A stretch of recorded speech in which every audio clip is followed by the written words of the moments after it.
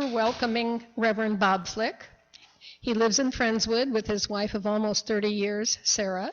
Sarah, I presume, welcome. Bob has served as a priest in the Roman and Anglican communities for over 40 years and is currently officially retired. He most recently served as an interim minister at a church in Friendswood.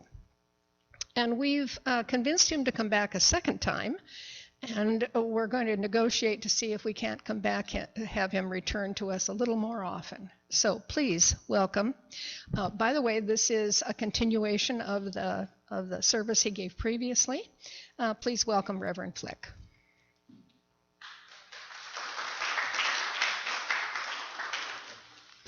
Maybe more prudent to hold your applause till later. I have great joy because I got to see Dr. Sullivan again. I was working with her while she was waiting for K-Ball to say yes.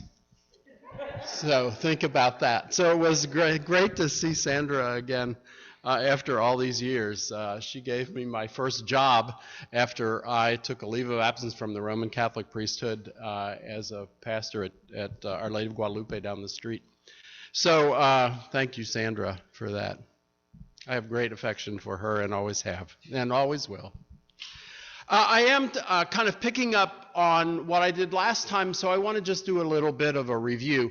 I have a long history since high school of having connectedness to the Franciscan community, and so at heart, my spirituality is one that flows out of the spirit of St. Francis and St. Clare, the earliest, of course, Franciscans, and although they wouldn't call themselves Franciscans, but so it flows out of that. But most of the theological definition to Franciscanism was given by St. Bonaventure about 50, 60, 70 years after the death of Francis. So I want to just acknowledge that that's where my material's coming from, so you don't think that I'm brilliant or anything like that.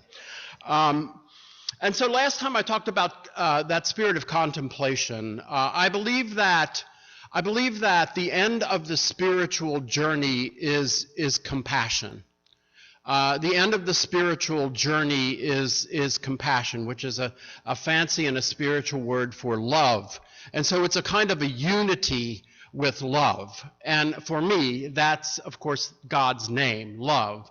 St. John, the evangelist, said that, Deus caritas est, God is love. And so what the journey, our journey in spirit is about, is really coming to be one with the other and with ourselves and with the mystery. Which we might call whatever you might call it, truth or beauty or whatever name you might be using for love, for mystery, for the word I use, of course, is God. So that's what I talked about last time. What I want to talk about this time, I guess, is kind of jumping off of that. You don't need to have been here last time. And talking about sort of how we do that then. How do we do this? How do we be more contemplative? How do we be more in line with our spirit, connected to, joined with in an ordinary way, our spiritual journey? Because I don't believe that we as human beings can separate out and put in boxes that now I'm spiritual, I'm going to go sit in a corner and pray or join some contemplative community, and now I'm not praying, and now I'm not being spiritual, and now I'm not being, because if love is God, then our job is to be godly and godlike in all of our life, right? Our job is to be loving. And to do that, we use the word contemplation as a sort of a method, or the way we operationalize that experience. Bonaventure talks about and uses the image of the temple. If you're not familiar, and I'm sure most of you are, the ancient temple, the Hebrew temple, was divided into three sections. The biggest one, the outside one, was called the court. And the one inside that was called the sanctuary. And the one inside that was called the Holy of Holies. And I use that image simply because he did, and because I think it serves me well personally when I think about contemplation. So let's talk about the biggest area, the court. For Bonaventure, for me, the court is that area outside myself, right? All of creation outside of me. And so what kind of process do I have? What do I look for? What's out there? How do I make myself in some way present to the presence of all that is out there that has been given to me in creation? And I think that's that process of contemplation we talked about last time is being present to the presence that is outside of me. That means seeking after good, beauty, love, truth. It means seeking after those kinds of things, the things that we talked about earlier in this service, seeking after them in the other, which, by the way, is really counter to what most of us experience in our daily life. You know, right? What we hear oftentimes is that we put the other off, that we don't trust the other, that the other is scary to us, that the other doesn't fit into my patterns of life, that the other somehow is inferior to the way I am or we are. And the work of being contemplative, that is becoming more spiritual, that is becoming more loving by sitting in the court of the temple, by being present to the other, is to seek after good and beauty. Most of my work as a priest the last 40 years has been either with people with mental illnesses, Sandra can affirm that, or people on the streets or in the jails, or people who basically live on the fringes of our society. That is not because I experience that as fun, but out of my spirit, that is where I feel like somehow I have been drawn into the experience of the challenge of seeking after building understanding and acceptance between me and the other that is perhaps more difficult for me to say yes to. So it's about me kind of growing more connected and allowing myself to be challenged by experiences and by people who are very different from me. So that experience of being contemplative means spending some time being present in the court to what is outside of you.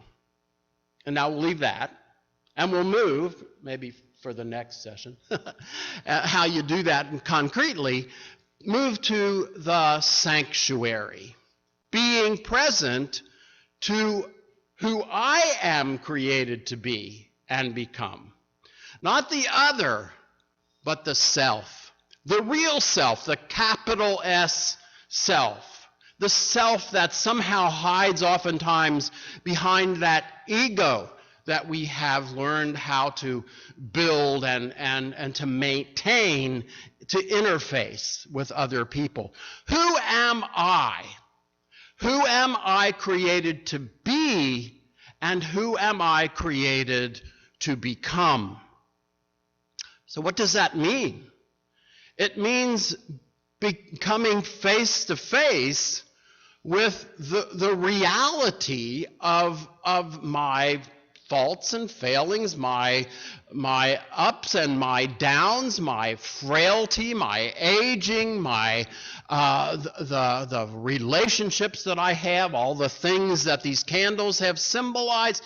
Spending time being present to, contemplating who it is that, for me, God has created me to be, and who it is that I am called to become. We were talking about, Margaret, as we walked in, was talking about memories. And I don't know about you, but as I get older, the memories, we all know. But memories are a great example, because we can either romanticize the past and act as, kind of live in that, or we can have real memories and be present to them about the reality of who I have been in the last, for me, 73 years of my life, right? And to be present to that is the gift of being contemplative. And being present to it is different from recalling it. It's not like just thinking about it and recalling it. Being present to is allowing it to be real, right?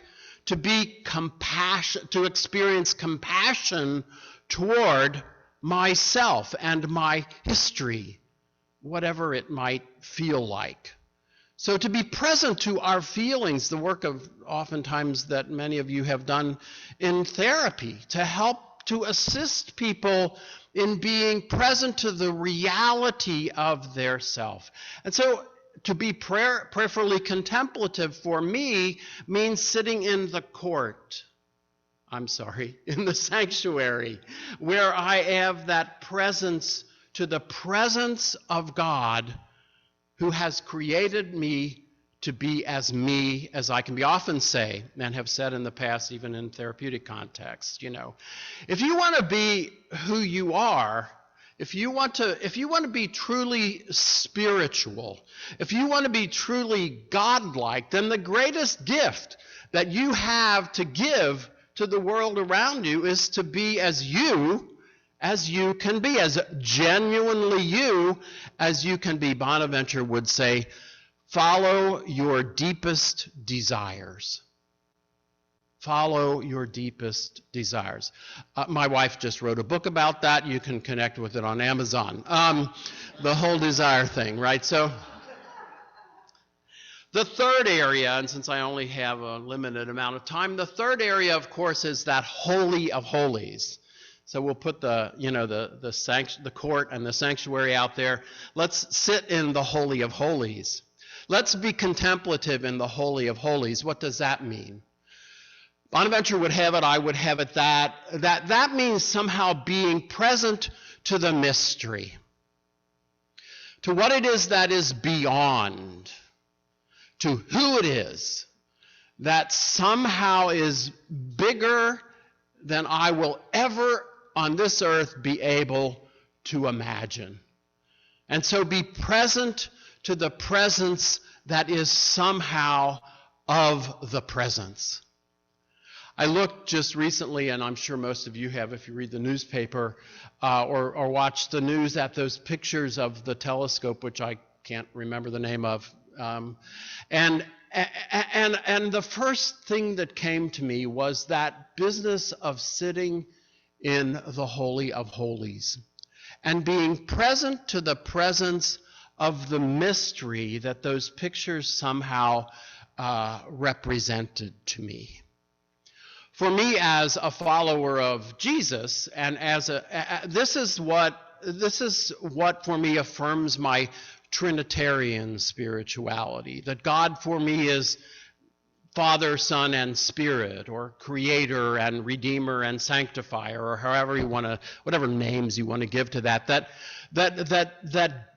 truth and beauty and justice and righteousness and love is in and of itself incapable of existing alone and not in relationship.